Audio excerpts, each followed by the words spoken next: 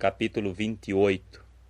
Uma vez a salvo, soubemos que a ilha se chamava Malta, e o povo de língua estrangeira teve conosco extraordinário humanitarismo, pois acenderam fogo e acolheram-nos a todos prestimosamente, por causa da chuva que caía e por causa do frio.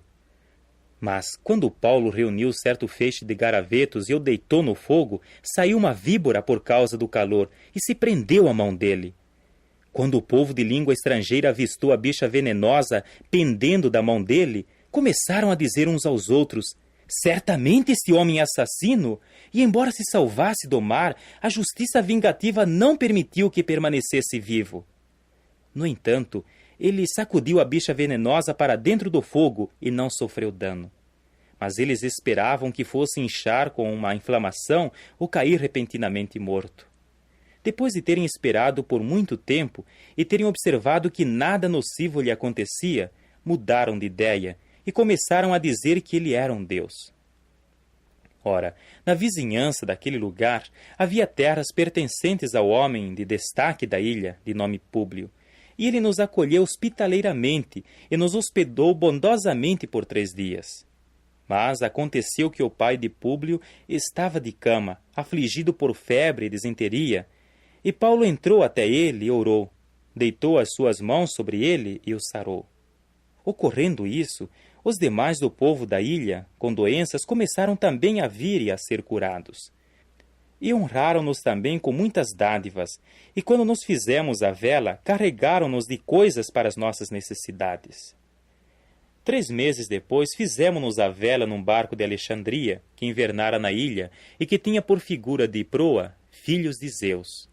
E, aportando em Siracusa, permanecemos ali 3 dias, donde, costeando, chegamos a Régio.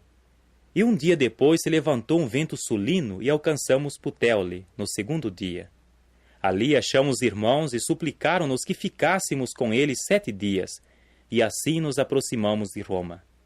E os irmãos de lá, quando ouviram a notícia a nosso respeito, vieram ao nosso encontro até a feira de Ápio e as 3 tavernas, e avistando-os, Paulo agradeceu a Deus e tomou coragem. Quando por fim entramos em Roma, permitiu-se a Paulo que ficasse sozinho com um soldado para guardá-lo. No entanto, 3 dias depois, convocou todos os homens de destaque dos judeus.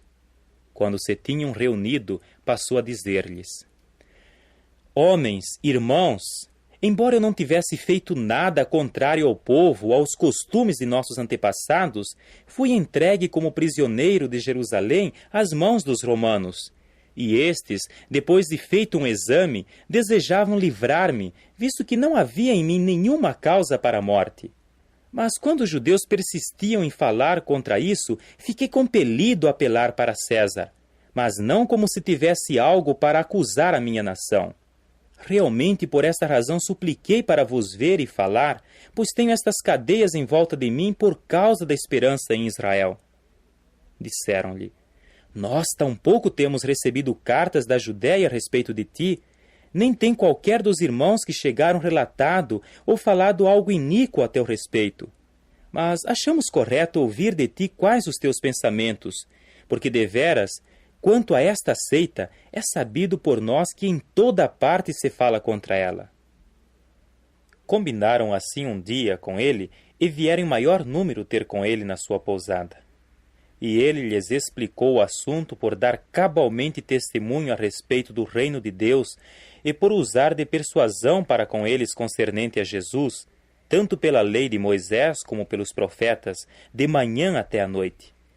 E alguns começaram a acreditar nas coisas ditas, outros não queriam acreditar.